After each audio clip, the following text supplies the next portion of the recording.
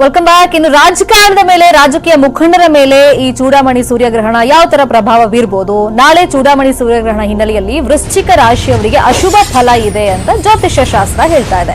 CM ಯಡಿಯೂರಪ್ಪರವರದು ವೃಶ್ಚಿಕ ರಾಶಿ. ಜ್ಯೋತಿಷಿಗಳ ಸಲಹೆಯನ್ನ already CM ಪಡ್ಕೊಂಡಿದ್ದಾರೆ. ಪೂಜಾ ವಿಧಿ ವಿಧಾನಗಳ ಬಗ್ಗೆ ಸಲಹೆಯನ್ನ ಪಡ್ಕೊಂಡಿದ್ದಾರೆ. ದೋಷ ಇದೆ ಅಂತ ಗೊತ್ತಾದ್ಮೇಲೆ ದೋಷ ನಿವಾರಣೆಗೆ ಸಲಹೆಯನ್ನ ಕೊಟ್ಟಿದ್ದಾರೆ ಜ್ಯೋತಿಷಿಗಳು ಯಡಿಯೂರಪ್ಪ ಅವರಿಗೆ ಅಂತ ಗೊತ್ತಾಗಿದೆ.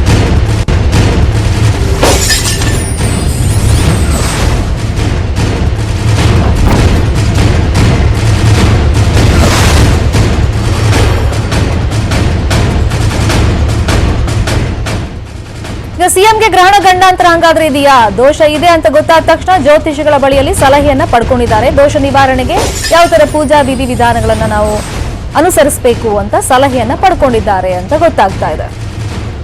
ರಾಜಕಾರಣದ ಬಗ್ಗೆ ಮಹತ್ವ ಯಾಕೆ ಬಂದ್ಬಿಡುತ್ತೆ ಈ ಗ್ರಹಣದ ಸಂದರ್ಭದಲ್ಲಿ ಅಂದ್ರೆ, ಈಗ ನಮ್ಮನ್ನ ಆಳುವವರ ಮೇಲೆ ಏನಾದ್ರೂ ಈ ಗ್ರಹಣ ವಕ್ರ ದೃಷ್ಟಿಯನ್ನ ಬೀರಿದ್ರೆ ಸಹಜವಾಗಿ ಅದು ನಮ್ಮ ಮೇಲೂ ಕೂಡ ಬೀಳುತ್ತೆ ಅಂತ ಒಂದು ನಂಬಿಕೆ ಇದೆ. ಸೊ ಹಾಗಾಗಿ ಈಗ ರಾಜಕಾರಣದ ಮೇಲೆ, ರಾಜಕೀಯ ಮುಖಂಡರ ಮೇಲೆ, ನಮ್ಮ ನಾಳೋರ ಮೇಲೆ ಗ್ರಹಣ ಪ್ರಭಾವ ಬೀರುತ್ತಾ? ನಕ್ಷತ್ರಗಳೇ, ನಿಮ್ಮ ಒಪಿನಿಯನ್ ಏನು? ಈಗ ಯಡಿಯೂರಪ್ಪ ಅವರು ಆಲ್ರೆಡಿ ಸಲಹೆಯನ್ನ ಪಡ್ಕೊಂಡಿದ್ದಾರೆ. ರಾಜಕಾರಣಿಗಳು ನಮ್ಮ ನಾಳೋರ ಮೇಲೆ ಪ್ರಭಾವ ಬಿದ್ರೆ ನಮಗೂ ಬೀರುತ್ತಾ ಅದು?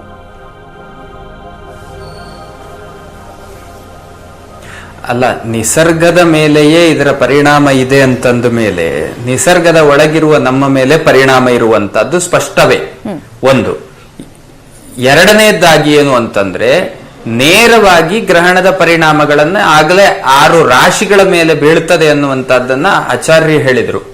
ಏನು ಕೇಳಿದ್ರೆ, ಮಿಥುನ, ಕರ್ಕಾಟಕ, ವೃಶ್ಚಿಕ, ಮೀನ, ತುಲಾ ಮತ್ತೆ ಕುಂಭ ಅಂತ ಈ 6 ರಾಶಿಗಳ ಮೇಲೆ ಇದರ ಪರಿಣಾಮ ನೇರವಾಗಿ ಇರುವಂತಹದ್ದು ಅಂತ ಅವರಿಗೆ ಶಾಸ್ತ್ರೀಯವಾದಂತಹ ಮಾರ್ಗದರ್ಶನಗಳನ್ನು ಕೊಟ್ಟಾಗಿದೆ. ಏನು ಕೇಳಿದ್ರೆ, ಏನೇನು ಪ್ರಾಯಶ್ಚಿತ್ತ ಕರ್ಮಗಳನ್ನ ಅಥವಾ ಪರಿಹಾರ ಪ್ರಕ್ರಿಯೆಗಳನ್ನ ಅನುಕರಣೆ ಮಾಡಬೇಕು ಅನ್ನುವಂತಹದ್ದನ್ನ ಆಗಲೇ ತಿಳಿಸಿದ್ರು. ಅಂತೆಯೇ ನಡೆಸಿಕೊಂಡು ಹೋಗುವಂತಹದ್ದು ಬಹಳ ಸೂಕ್ತ ಅಂತ.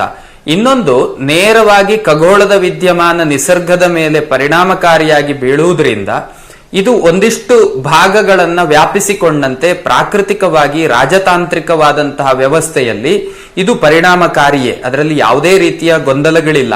ಅಂತಹ ಒಂದು ಲಕ್ಷಣಗಳನ್ನು ಕೂಡ ನಾವು ಗಮನಿಸ್ತಾ ಇದ್ದೇವೆ.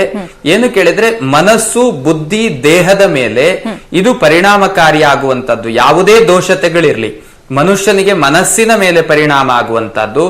ಬುದ್ಧಿ ಕರ್ಮಾನುಸಾರಿಣಿ ಅಂತ ಇವತ್ತು ನಮ್ಮ ಬುದ್ಧಿಗಳು ಪ್ರಕಟ ಆಗುವಂತದ್ದು, ಬುದ್ಧಿಗಳು ಸಮಾಜದ ಮುಂದೆ ಪ್ರೆಸೆಂಟ್ ಆಗುವಂತದ್ದು. ಇದು ಎಲ್ಲವುದೂ ಕೂಡ ಕರ್ಮಕ್ಕೆ ಅನುಗುಣವಾಗಿಯೇ ಹೊರತು ಜ್ಞಾನಕ್ಕೆ ಅನುಗುಣವಾಗಿ ಅಲ್ಲ ಅನ್ನುವುದನ್ನ ಕರ್ಮ ಸಿದ್ಧಾಂತ ಹೇಳ್ತದೆ. ಹಾಗಿರುವಾಗ ಕರ್ಮಕ್ಕೆ ಅನುಗುಣವಾಗಿ ನಮ್ಮ ಬುದ್ಧಿ ಪ್ರಕಟ ಆಗ್ತದೆ ಅಂತಂದ್ರೆ ನಾವು ಅಂದುಕೊಳ್ಬೇಕಾದದ್ದೇನು ಕೇಳಿದ್ರೆ, ನಮ್ಮನ್ನ ನಿಯಂತ್ರಣ ಮಾಡುವಂತಹದ್ದು ನಮ್ಮ ಕರ್ಮಗಳೇ ಹೊರತು ನಮ್ಮ ಜ್ಞಾನ ಅಲ್ಲ. ಎಷ್ಟೋ ಸಂದರ್ಭದಲ್ಲಿ ನೋಡಿ ನೀವು, ಅದೃಷ್ಟ ಮತ್ತೆ ಅರ್ಹತೆಯ ಎರಡು ಭಾಗದಲ್ಲಿ ಇಟ್ಟಾಗ ಅದೃಷ್ಟವೇ ಕೊನೆಗೆ ನಿರ್ಣಯಿಸಲ್ಪಡ್ತದೆ ಹೊರತು ಅರ್ಹತೆ ನಿರ್ಣಯಿಸಲ್ಪಡುವುದಿಲ್ಲ. ಹೇಗೋ ಇಲ್ಲಿಯೂ ಕೂಡ ಜ್ಞಾನಕ್ಕಿಂತ ತಮ್ಮ ಪೂರ್ವಾರ್ಜಿತವಾದಂತಹ ಕರ್ಮಗಳು, ಪದವೀಂ ಪೂರ್ವ ಪುಣ್ಯಾನಾಂ ಲಿಖ್ಯತೆ ಜನ್ಮ ಪತ್ರಿಕಾ ಅಂತ ಇಲ್ಲಿಯ ಪದವಿ ಏನುಂಟು ಅದೆಲ್ಲವೂ ಕರ್ಮದಿಂದ ನಿರ್ಣಯಿಸಲ್ಪಡ್ತದೆ ಅನ್ನುವಂಥದ್ದು. ಆದ್ರಿಂದ ಮನಸ್ಸು, ಬುದ್ಧಿ, ದೇಹದ ಮೇಲೆ ಪರಿಣಾಮ ಅನ್ನುವಂಥದ್ದು ಏನು 6 ರಾಶಿಗೆ ಶಾಸ್ತ್ರ ಹೇಳಿದೆಯೋ ಆ ರಾಶಿಯವರು ಶಾಸ್ತ್ರ ವಿಧಿಗಳನ್ನ ಪಾಲನೆ ಮಾಡುವಂತದ್ದು ಅಗತ್ಯ ಅನ್ನುವಂಥದ್ದು. ಸರಿ ನಕ್ಷತ್ರಗಳೇ, ದೀಕ್ಷಿತ್ರೆ, ಈಗ ಒಂದು ಪ್ರಮುಖವಾಗಿ ಬರೋದು ನಮ್ಮ ರಾಜ್ಯವನ್ನ ಯಾರು ಆಳ್ತಾ ಇದ್ದಾರೆ ಮತ್ತೆ ನಮ್ಮ ದೇಶವನ್ನ ಯಾರು ಆಳ್ತಾ ಇದ್ದಾರೆ ಅಂತ. ಈಗ ನರೇಂದ್ರ ಮೋದಿ ಅವ್ರಿಗೆ ಏನಾದ್ರೂ ಈ ಗ್ರಹಣದಿಂದ ಪ್ರಭಾವ ಆಗುತ್ತಾ? ಜೊತೆಯಲ್ಲಿ ಇವಾಗ ನಾವು ನೋಡ್ತಾ ಇದೀವಿ, ನೆರೆ ರಾಷ್ಟ್ರಗಳಿಂದ ದಾಳಿ ಆಗುವಂತ ಸಂದರ್ಭ ಇದೆ.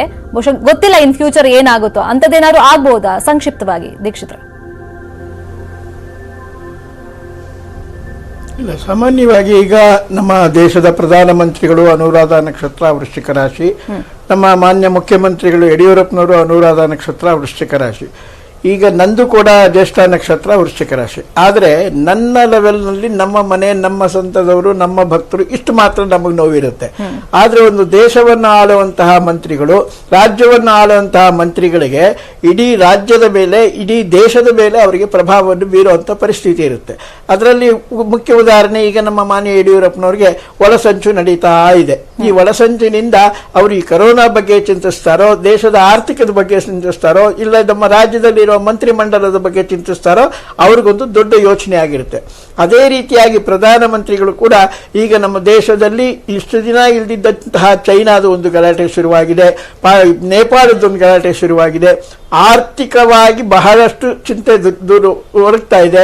ಇಂತಹವೆಲ್ಲ ಬಂದಾಗ ಅವರು ದೇಶದ ಬಗ್ಗೆ ಚಿಂತೆ ಮಾಡಿ ಬಹಳ ಯಾತನೆಯನ್ನು ಪಡ್ತಾರೆ. ಅದೇ ರೀತಿಯಾಗಿ ರಾಜ್ಯದ ಬಗ್ಗೆ ಚಿಂತನೆ ಮಾಡಿ ಅವರು ಯಾತನೆ ಪಡ್ತಾರೆ. ಸಾಮಾನ್ಯವಾದ ಮನುಷ್ಯರಿಗೆ ಅವರವರ ಪ್ರಾಮುಖ್ಯತೆ, ಅವರ ಒಂದು ಬಂಧನ ಏನಿರುತ್ತೆ, ಹೆಂಡತಿ ಮಕ್ಕಳು, ಅವರ ಕೆಲಸ ಕಾರ್ಯ, ಸಂಪಾದನೆ, ಇಂತಹ ವಿಷಯಗಳ ಮೇಲೆ ಇವರು ಚಿಂತನೆ ಮಾಡ್ತಾರೆ.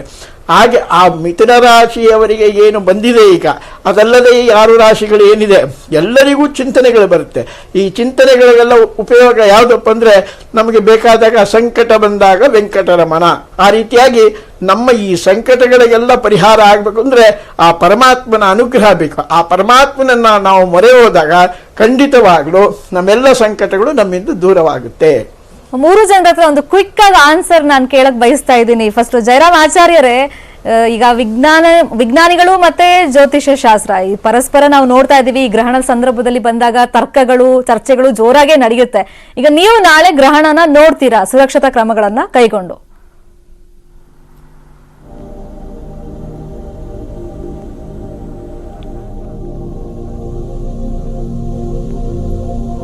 ಬಹುಶಃ ಆಚಾರ್ಯರಿಗೆ ಕೇಳಿಸಿಲ್ಲ ಅನ್ಸುತ್ತೆ. ನಕ್ಷತ್ರಗಳ ನೀವು